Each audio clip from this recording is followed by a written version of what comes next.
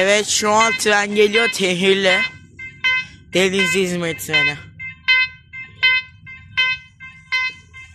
Bayevi tabi. Bu Selçuk şeyi zaten hep böyle geçerler. Bayevi kaldırıp geçenler var. Bayevin ortasından şu aralardan geçenler var. Özellikle şu aralardan çok geçiyor. Her neyse, şu an tren geliyor. Akşamda bu bayiler güzel duruyor ya. Yani aydınlık ışıklı, yani ışıklar daha çok belli olduğu için daha iyi çıkıyor. Tabi telefonunu daha iyi göstermeyi söyleyemem. Her neyse, şu an tren gidiyor. Bakalım hangi model.